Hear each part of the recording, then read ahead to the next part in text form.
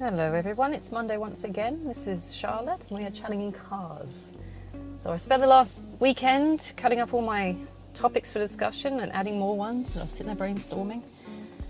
And for some reason today we picked out the weirdest topic, possibly one of the controversial ones. Great for a Monday, right? So the topic today is police state, which is quite horrible actually. So I'm going to start backing up. You'll hear beeping. We've got a 45-minute drive. I'm going to stop by my brother's house, unfortunately, so it might cut it short. And then I'm going to hit up work. Police state. Oh my god, this is me having to remember stuff from uni now. But then again, we've seen it in current times as well. So, I mean, look at Hong Kong. My god. Yeah, I don't know what the fuck. So, of course, yes, I will warn you, there are maybe some trigger warnings about this podcast. I do swear. People find it offensive, maybe, I don't know. Or we might just act as adults and realise there are many different ways to speak. And we need to get over ourselves. Alright, police state. What do I remember? Oh, God. Police state. Fascism basically comes to mind. Which is a whole nother podcast in itself. And yes, I have put that topic in my little bag of pieces of paper. I do remember it was an interesting thing talking about fascism, because at the moment, without going into much detail, you've got countries posing as communism but acting as fascists. So I find that interesting. So that's a very relevant topic right now. But police state is basically things like martial law, where the government controls basically everything that people do. I mean, it's not far off democracy to an extent, whereas democracy tends to incentivize doing what is perceived to be the right thing. Police state will militaristically enforce it. So, you can imagine. Quite a scary thing, I think. I mean, last thing I saw that was relevant to this would be, again, Hong Kong, the riots in... Was it Hong Kong? No. Where am I thinking of? It was one of those places, you know? I'm trying to think of the name now. But it was, there was a dual governmental control between the British and the Chinese. Is it Hong Kong? I'm going to have to Google it, sorry. I know, this is a bit unprepared. My memory's like already fried. Was it Beijing? No.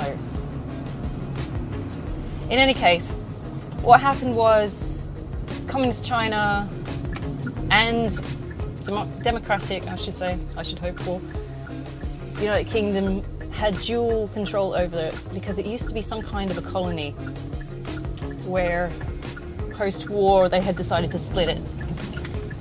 And in that case, both had a say in what happened there. The majority of the people in that area wanted democracy. They wanted the same kind of westernized ideas as everyone else. They wanted the same rights, or perceived rights. And the communist side of the government turned around and said, well, no, because you're part of the collective and we want you to act this way for the greater good of whatever they're representing. And as a result, there were riots. And they were really aggressive riots too. They weren't just like peaceable riots. They weren't protests. People got messed up. If you go back on YouTube and have a look, it's pretty intense. Because the police just came in and started doing stuff like, assaulting people with batons and stuff like that. It wasn't a case of, trying to subdue the riots. It got really intense, and I'm pretty sure they got shot and things like that. And to watch this thing was bloody horrible. So you questions like, is the purpose of the government in this regard to protect the people, to abuse them? And that was a big thing at the time. And it was only recently. It was a few years ago. I'm trying to think for the life of me where it was. It was one of those Asiatic areas. I know that much. It was huge. I'm pretty sure it was Hong Kong. No, because that's in China. Oh my god, my geography is well off. Anyway, it'll come to me as soon as I finish the podcast. I'll be like, shit, wish I'd remembered that. But having said that, police state, I mean, during the Second World War, you had, well, the most generic, Hitler. That was a police state. I mean, under the Nazis, it was pretty much do what we say, or, get bundled off into a car and taken away. And that is one of the main aspects of fascism, really. The danger of police state, of course, is the first thing they're going to do is get rid of all the intellectuals, because that's potentially, creating a problem for anyone who's, not as informed. Because the intellectuals sit there and actually start some shit because they're like, hey, this doesn't feel right. Whereas the people that are, shall I say, less intellectual, are more inclined to follow whatever rules are set in a military state because it's easier, and they're not going to put up a fight because they're more concerned with getting stuff done on a day-to-day basis that's in their regular lives. More concerned with putting food on the table, obviously. Of course, the danger is you're just asking for insurgency in a police state because no one's going to want to sit down and be told what to do. Whereas if you're in a more benevolent state rather than a military state, you're more inclined to be convinced or coerced to do what is needed to be done, which is why people are really concerned about Big Brother being the monitoring system, not just the shitty game show. But yes, I watched it. Yes, I was appalled. It's cringy. But it's not what Orwell meant when he was talking about Big Brother. He was talking about, being monitored to the extent where you had your basic rights restricted to comply with what the government perceived to be appropriate at the time, and that you could relate that to a police state as well, where the police come in and just take over. I know when there was over here when there was the Black Lives Matter riots, people were concerned that Trump was just going to drop a bunch of, I think the thing was the paras, like the American paratroopers. He was going to drop them into or behind the crowd or something like that, and it was just going to start hoeing into them from the back or something like that.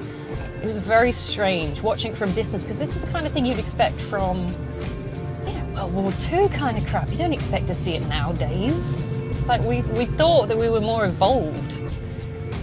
But having said that, we just watched Russia invade Ukraine, so it's like, I thought we were more involved than this. Evolved, I should say, not involved. And the problem with that is Russia marches into the Ukraine, or tries to. They're doing a poor job at this point. I've been watching their movements on the forces website for the UK, and they're doing a blow-by-blow of whatever the Russians are doing. I'm sitting there going, well, they're trying, but they're not very successful, so you've got to hand it to the Ukrainians. They know what they're doing, tactics-wise. The Russians are just hoping to go in with brute force. It's kind of worrying.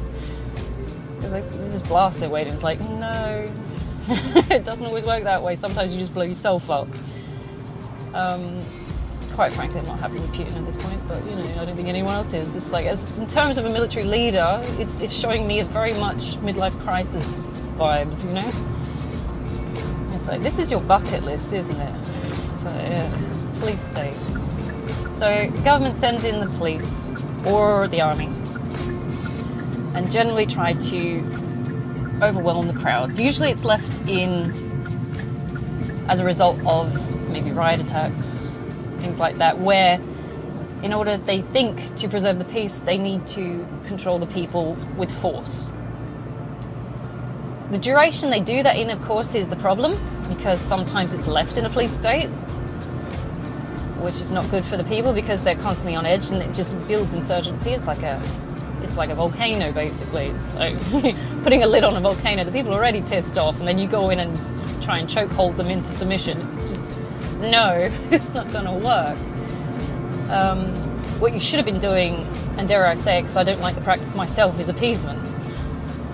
But with the masses, they're just, it's like, appeasement didn't work with Hitler, because he was going to do what he wanted to do anyway, and everything else was sort of brushed aside. I have the same feeling from Putin at this moment, because at the moment they just signed some kind of grain deal where I think it's the EU can get the grains out of Ukraine.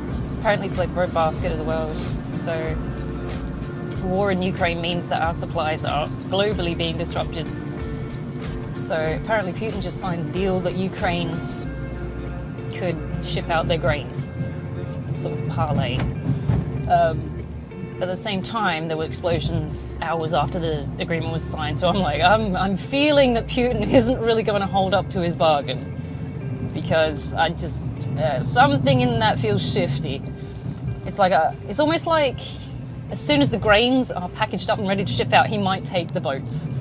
It's like it just feels like he's going to take the resources because we can. Police state, we said it will happen. And it's like, but that's again him posing as a communist, but really it's fascism. Because there's always some asshole who stands up and says, I'm taking over. By force, in this case. Controlling the people is not a good thing.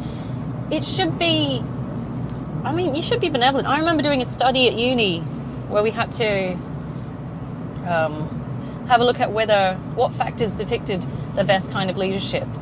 Benevolence was up there, but also, strength, perceived strength of character, morality, warlike strength, things like that were done. And there was a big study where I can't remember the study, I know, I'm terrible at backing my crap. But people were more readily willing to follow a benevolent leader, because especially someone that identified as one of them. I mean, this is in Machiavelli, if you want to go and look that up. The Prince, if you've got time, and it's very dry to read. I'm sorry if I sent you on a tangent. Maybe you can find some kind of nicer summary. There are some nice little snippets about where someone's done cartoons about the whole summary of it, and you're like, well, this is way more accessible. But I actually sat there and read the whole book, and I'm sitting there going, well, this is just common sense, and it's meant in satire. So it's meant to be a piss take, like a, well, no shit Sherlock kind of thing. But yeah, even he says, it's like, you can take a place by force, but you can't hold it by force. You have to appeal to the masses. They have to want you to be there. And as soon as you leave, if you don't occupy that area yourself, as soon as you leave, they're going to take it back. I mean, that's common sense, isn't it? I mean, think of any kind of rebellious child. Like, parent comes in, smacks the crap out of you, tells you to do something, so you do it, but as soon as that parent leaves, I don't know if this is just talking from my example, that kid's going to do what the fuck they want. I'm like, he's not here anymore, I'm doing me. Or she's not here anymore. So, the purpose of a police state is to dominate and to enforce what they should be doing, what is perceived to be what they should be doing. And of course, it's subject to cultures and values and norms at the time, but it's also subject to political, I say, machinations of the leader at the time. If, for example, if Scott Morrison walked in, and was our terrible Prime Minister at the time, we live in Australia, people don't like him. They don't like him because he bails and he lies. But then again, I'm sitting there going, that's a politician in itself, isn't it? I mean, how many British politicians have there been that have done the same damn thing? And it's like, this is not new. But there was one time period of time where we had like 4 prime ministers within a year or 2. And they just kept bailing. And it was like, this is too hard, this is too hard. And they get paid so much. But at the same time, if he walked in and said, because I think he's a Christian of some kind, because he keeps pushing it, and I don't know why, because it's multicultural, it's a melting pot, Australia is, with all kinds of belief systems and things in here. So you can't just walk in and say, I'm Christian, this is the way it has to be.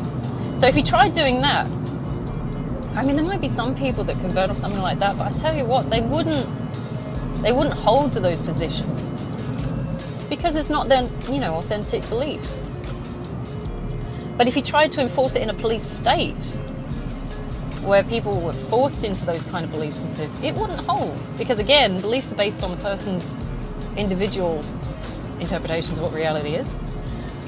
And as soon as his back turned, they'll go, well, fuck this, we're not benefiting from this, so I'm not keeping it. Police state doesn't work. It's brutal, and it's ruthless, and it just does not work. If you want to get in with the people, you have to be nice to them. I mean, what's the adage? The saying they used to say, you cut more bees with honey or something like that, vinegar or something like that. More flies with honey, something like that. There's no point going in, guns blazing, fear-mongering and expecting people to want to be controlled or willing to comply. I mean, the first wave of people you're going to get are the ones that are outraged. You know these outraged people. How dare you? Ego-driven, of course. Maybe the smarter ones will hold back and say, hang on a sec, let's see what they do. And then we'll see what that means for us. I mean, to be honest, I'd be in that crowd. I'd be like, stick the guinea pigs in front there. It sounds horrible. I'm like, I've learned to be cautious about the majority of things these days. So I'm like, there's always some teenager or 20-year-old that's pissed off or outraged about something. I'm like, all right, you go and fight me, and I'll see what happens to you. I don't think I was ever actually that kind of way as well. I was happy to be a pragmatist. I like watching. I'm not one for joining. I definitely don't do bandwagons. So when everybody's outraged and wanting to go protest and stuff like that, and there were protests in uni, and I sat there and I watched and went, oh, okay, that's interesting. I'm going to finish my degree. I'll have a look at what you're doing, but generally, yeah, you go do your thing, man. It's like, I'm sure that you're helping social change by laying in the road. Definitely not going to get run over. Right. All it does is piss people off. I don't understand that form of protest. It just pisses people off. I mean, imagine you're trying to get to work. It doesn't help your cause. It undermines your cause. And when it comes to protesting, of course, the second you introduce violence into the equation, if it's not a peaceful protest, people are going to be against you because you've shown that you've lost control and that whatever you're fighting for has no meaning. When the Black Lives Movement went through, we were like, yeah, cool, all right, so we're all going to get recognition for everyone. That's cool. I mean, it's an add-on from, the 60s, 70s movements. I'm not as militaristic as the Black Panthers, hopefully. They were a bit far for me. I'm sitting there going, I liked Martin Luther. I liked, Malcolm X. I like hearing about all that. There's some interesting stories on Netflix about Malcolm X, actually, and who killed him and things like that. And his biography backstory, Martin Luther, and some great stuff. There are other people and all their stories, and we loved all that. And we're like, yes, okay, more history. This is great. We can understand it a bit more. There's more complexity to this equation now. I'm interested to hear your stories. I want to know. But as soon as they started setting fire to things, looting, violence, I sat there and went, oh, you lost me. I'm sorry. I really want to know about your stuff, but if this is what it means, I can't support this. I mean, I support the concepts, but the actions and the methods of your protest are out of proportion. They're not right. And it does line with the Black Panther movement, where they thought that, yes, they had the beliefs that we needed to support, I should say, African-American culture, black culture. I mean, I don't think it should be that restricted, to be honest. I want to know more about all the cultures in America. There's so many. But they went the militaristic route, which in a sense, if they had taken over, would be, again, a police state. But under their law. So it's like, who's to say you're right, or they're right, or the government's currently right? It's like, it's too restrictive. And in the end, at what point does militarist state just turn into fascism? Regardless of whatever organization has decided to take the lead at that point. So there are dangers, of course there are dangers. They say it's to protect the people, and I'm thinking it's the civvies. You've got to protect the civilians who didn't want to get caught up in the damage. There were people in the protests from BLM that didn't want to get caught up in it. They were just there, honestly, to just say their piece, protest peacefully, and keep walking. And they just wanted to make a point. And their point was, we're here, we're interested, maybe we're offended. We're worried, of course. That's what comes with every protest. It's like, majority of movement is fear or worry-induced because something doesn't feel right. So of course they're going to stand up and say, I don't agree with what's happening. I'm going to protest. I'm going to make sure my vote counts, which is perfectly fine. But protests for themselves are also a vehicle for the nutters to get up and stand up and say, I'm going to set something on fire because fuck it. This is my form of protest. And it's like, no, that undermines the argument completely. And I was listening to the interviews with the protesters, the peaceful ones, and they're sitting there and they're agreeing. They're saying, why did these assholes turn up? Because it just ruins the argument. Because now we're seen as the bad guy for standing up for our rights. And it's one of the dangerous things. And I saw kids in the crowd and I'm going, you are really stuffing it up for your own people by bringing kids into a crowd. This is an adult issue. But then they'll argue, oh, but it's my kid's future. I'm just like, that's great. And as a parent, keep your kids at home because they are supposed to be safe. Bring them into this is not a safe thing.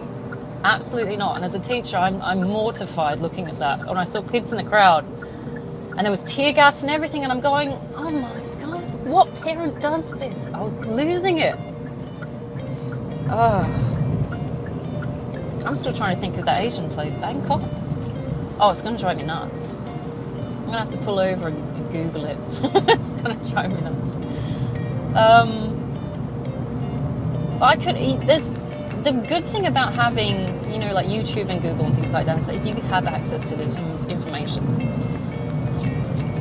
We saw the footage firsthand of what was happening in these places, and we knew what happened under a military state. Within the confines of the state being militarized, police state, the first thing they do is cut communications because they want to be able to do whatever they have to do or whatever they can do to control the people. Which in itself is like, it's on the same level for me as being given an ultimatum. As soon as you do that, you know you've fucked it because they're going to turn. It's like, why would you do that? Like, there's no sense of benevolence in there. That is pure, you know, holding someone's arms down while someone else punches them. It's like, you're not going to have control for long. Someone is going to get angrier. Just Hulk rage quit that shit. It's like, it doesn't make sense. I know the BLM movement was based on, I wish I remember his name, I'm so sorry. I'm terrible with names, but there was that one guy who got brutally arrested because he had a counterfeit $20 note and tried to pay something. And he tried to pay for something with it. And he got caught or something like that. I mean, who's to say he was making the $20 note? Who knows he didn't just accidentally pick it up from someone else who had? You know, there's so much more to that story. But the thing that really created the riots, in a sense, that's the seed that grew the riots, was the fact that the police methods they had used were brutal. And there is, in one of my podcasts, police brutality is a discussion point. Now, I live in Australia. Our police aren't that bad, as far as I know. I mean, there are issues with Indigenous people in custody, where they get left in heated vans, in like the Northern Territory and stuff, places like that. And that is our version of police brutality. It's not a case of, you know, they're actively going to beat the shit out of someone because of their ethnicity. I mean, but at the same time, it's like, who's teaching the police these tactics? I mean, these are not standard tactics for dealing with the perpetrators, perceived perpetrators at the time. That's what I couldn't understand when it first happened. It's like, these are just the tools they've been given to act as their job. So really what we should be looking at is, what are we teaching the police to use? And then there was a big cry for, get rid of the police. And I'm sitting there going, well, that's great, because you've got a shitload of rapists and murderers out there. They'll love that. It's like, we don't like the tactics they're using. It's like, yeah, true, so change the tactics. Nah, get rid of them. It's like, no, because you still won't like getting raped and murdered. It's like, what were you hoping would happen? Who's going to back up the police if you remove the police? The military, the army? And then you've got a police state. And it's like, you didn't think ahead, do you? And they're protesting to remove the police. I'm going, oh, fuck me. If this isn't a shitstorm of craziness, I don't know what it is. It's like, who do you think's going to protect you? I mean, and then of course the police were hesitant to act, and they got shit for that. It's this a whole bunch of stuff. It's like they didn't want to be seen as doing the wrong thing in the end, and then people complained that they weren't doing anything. And it's like, who do we cater to? You got from one extreme to the other. It's like, apparently the police are vicious, these horrible tactics, and I saw what they did to that guy's neck, and I'm like, yes, that will choke someone out, dude. You weren't paying attention enough to show the appropriate care for that particular person. I agree with that. I'm like, that wasn't right. But how many other people that weren't of a black or African American ethnicity that faced that same treatment by the police? Was it just this one example? I know there's a high frequency of black and African American arrests in America. They are highly represented. And of course, that is not only a case of being a criminal, that's also a case of living within a poverty cycle and things like that. It's like they're a direct result of the circumstances they live in. It's like you have no resort. You have no backup but to commit crime, to survive at some point, you know? And I definitely feel sorry for them in that regard. So we know these criminals are going to commit these crimes. Okay. We know the police are going to want to go after them if we don't, you know, tell the police they're constantly fucking wrong. Okay. So what can we do to fix this? We need to work on the tactics. Okay. All right. And they assume apparently we're targeting black people. Okay. All right. So that's another factor we need to consider. All right. So the tactics need to change. Right. We definitely can't go into a police state because that's, you know, way too extreme. Okay. But they want to get rid of the police. Right. Okay. How do we fix this again? What? It's like, what do they think? People are just going to magically all do the right thing if you get rid of the police? It's like, you know what? We got together, and after the BLM movement, protests and riots and all this horrible stuff that happened in accordance with it, we just decided that we weren't going to be criminals or bad guys anymore. We just decided. Because, yeah, it seemed like a really bad idea. So we're not doing that anymore. So apparently, yeah. I don't think it'll work. I'm saying there's going to be a Putin in the crowd that stands up and goes, perfect. You know? Some asshole will take over. Police state. My God. I can't imagine a police state in Australia. I can't. I know during the Second World War that they were concerned that Japanese immigrants who had come here, and some of the Italians actually, I think, because we still had camps, prisoner of war camps, and you find them these days. It's very strange to go and see. I'm not sure where I've seen them, but I know I've seen them fairly locally where I am. But it's just like a campsite, kind of. And they've commemorated it as a memorial to these people who were taken as prisoners of war during the Second World War, because they were worried about people being spies and things like that. And it's just very natural during a war, because you don't know who to trust, because we're all at war and we're all out to win, aren't we? So yeah. But I think that's the closest we got to a police state. Besides, like, and I know we keep getting taught, like, the stolen generation, which is kind of a police state. Not exactly, not a militaristic view of it. It was where the government came and took all the indigenous children. They said it was because they were worried about the welfare of them. I mean, comparative to the westernized culture that arrived, yeah, that's up to the individual who was doing better at the time, I don't know. But the greatest horrible thing that came out of that is they lost their sense of identity by, you know, assimilating into white culture, or being assimilated into. I don't know, I doubt they went willingly, to be honest. I don't think they had a choice. That was more militaristic police state to me. I think that's the closest we've got, really. But it is still, and the ripple effect, my God, is crazy. They don't know who they are. They don't know where they come from, or who they're related to. I don't know if there's any decent records that were kept, so people could backtrack and find out who their family was. So there was a big disconnect of identity from culture and all kinds of things, which is why we have, every year we have NAIDOC Week, where we try and understand their culture a bit more. And we have National Sorry Day every year, where we try and remember. It's not like we're doing cancel culture where we're trying to get rid of it and we don't want to know about it. We're seeing it for what it was, and we're reminding ourselves every year that this shit will never happen again. So when the riots happened, when they started tearing down the statues, I assume in protest, I saw it as vandalism. It was like anyone who had a link to any kind of slave trade, Christ, 300, 400 years ago, 500 years ago, was ripped down. And I'm sitting there going, this doesn't change history. This doesn't fix the now problem. All it does is make us look like idiots for tearing down a statue made of concrete. And you're looking for the symbolism, and I'm going, oh, if we tear down this statue, it's really going to tear down the oppression of any kind of minority. I say minority. I'm not sure about the levels of numbers of people we've got in each ethnicity these days. I think there's a nice big mix going on. I like people jumping borders of all kinds of things. I'm sitting there going, the more the merrier. But at the same time, I'm like, it's not going to change anything. What we need to do is look at, we see it as something that was horrible that happened. Now we know better, we do better.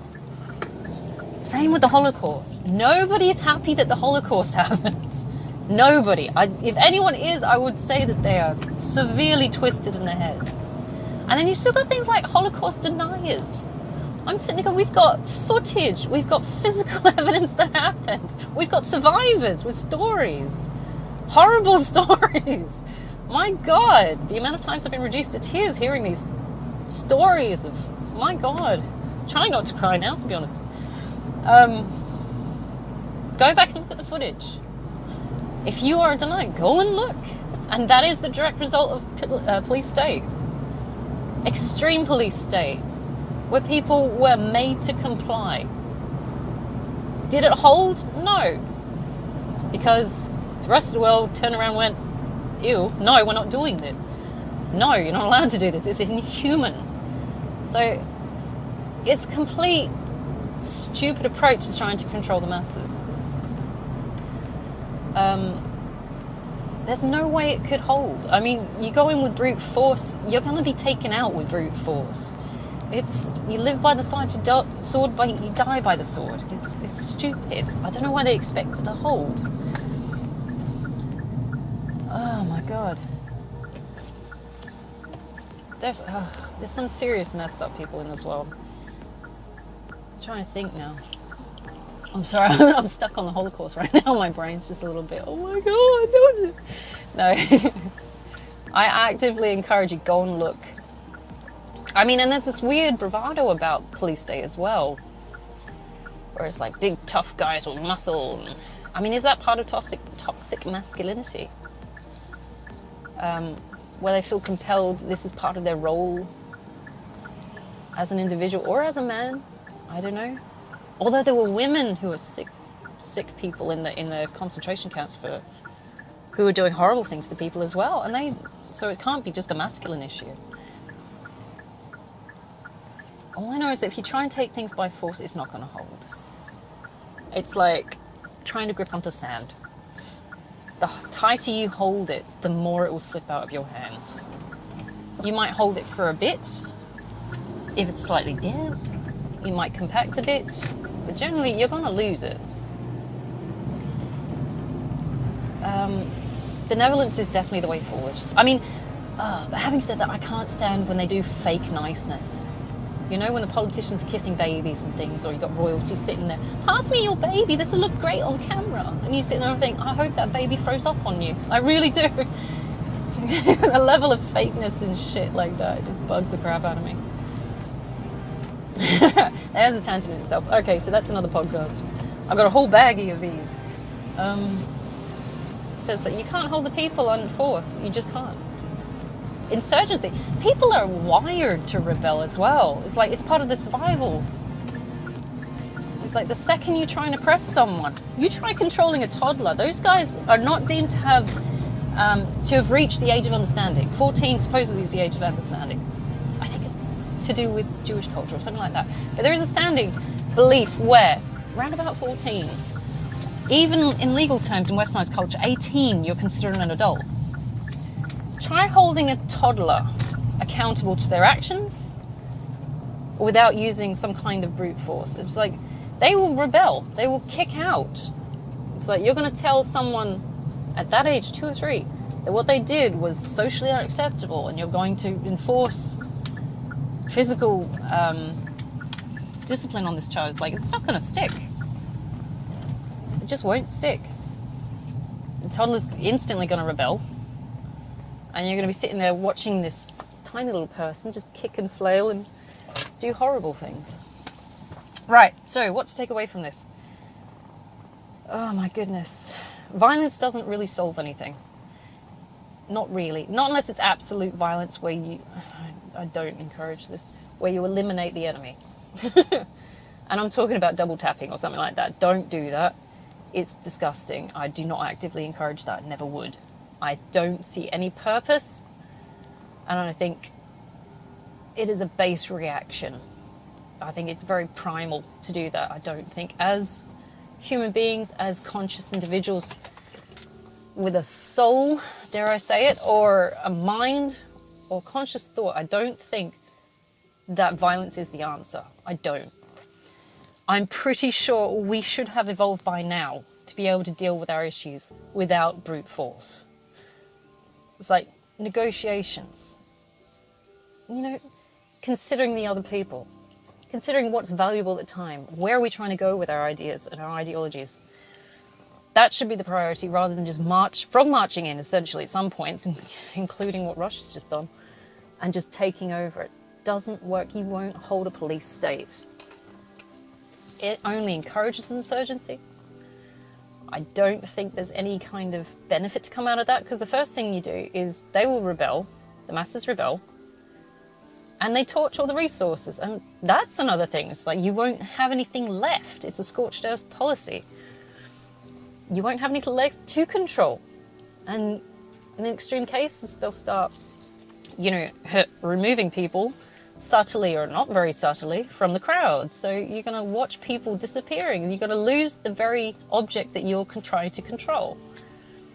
It will eliminate the problem, but you've also eliminated the players. So police state doesn't work. Appeasement doesn't work to a vast degree. If you want to be able to lead people, and I say lead, no leader is there to control their people abusively. You're there to guide them. It should be, you are there to look after them primarily. They're your people. You would treat them not as your children, but definitely as your family. It's like, they're not idiots. They are very intelligent beings. They know what is wrong and right. I mean, they can be misled. But going in with brute force in a police state and just choke holding them into submission is not the way forward. That is very much a bad parenting method. I should know. Clearly you should have met my mom. It's like, and the first thing they're going to do when they get an ounce or a scrap of what is perceived to be freedom, they will run miles with it, and they will completely upturn the apple cart. So it doesn't work. You've got to find a better way. If you need, I mean, it's all compliance and manipulation control as well. It's like, there is bad manipulation, compliance, control. There is good. There is, I know everyone sees, oh, it's manipulative, it's horrible, it's controlling the people, it's telling them what to do. It's like, sometimes people need help. I mean, it isn't teaching and learning manipulation, compliance and control in itself. But on the one hand, you're going to have a bunch of people getting screwed, or you're going to have a bunch of people that have got access to education, to a job, to a life, to improving their circumstances. It's both a blessing and a curse, to be honest. Police state in itself, I think, honestly, is just the curse side of the business. If you can find a way that is a nice, warm, caring way where people can see the benefits of wanting to participate, that is the way to go. You can offer it, you can't make them. You can offer them a future, you can show them what it needs to be and why. Of course, you're going to have cynics turning around and saying, I don't believe this, it's a conspiracy, it's all bullshit, and you're just here to control. It's like, in a sense, yes, maybe they are to control it, but have you seen the outcome of what happens if you are compliant to it? So you have to look at it critically. It's like, understand what the government is trying to get out of it. Does it benefit you as an individual? Is it worth the risk to reward ratio? It's like, if it's a police state, they're just going to be brutal with it. They're not going to bother asking you how you feel about the situation. They're going to look for your input. They're just going to tell you this is how it is. This is what you will do. It's like, and in that sense, it's not going to work because people are going to instantly turn around and go, fuck this, and, I'm doing my own thing. Right, I've got to go because I've got to drop off a printer to my brother's house. I'm sitting outside his house and he's staring at me like I'm crazy because I'm talking to myself. I want you to really have a good day. It is Monday, people, but it's going to be okay, okay? I know I woke up tired. I think everybody past 20 wake up tired or hungover, Have a great day. Look after yourself. Don't stress the big things too much. I mean, look at what everyone else is doing. Lots of other people are going through some horrible, horrible stuff. I mean, try and view yourself in perspective. If you're going through some horrible things, it will get better. It always does. Everything's temporary. Everything's temporary. Even the good stuff, unfortunately, I'm afraid. Yes. Even I run out of cake. Damn. Take it easy. It's Monday. We've only got 5 days to go. And then we're back on the weekend again, okay? So have a good one. I'll see you tomorrow.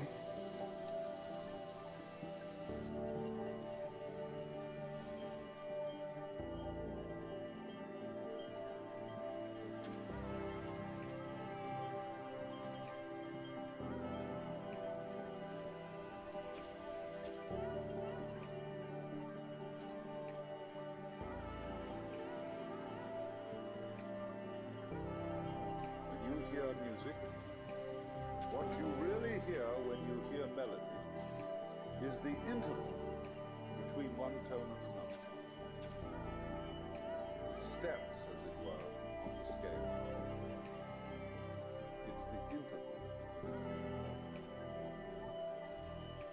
So in the same way, in the intervals between this year's leaves, last year's leaves, this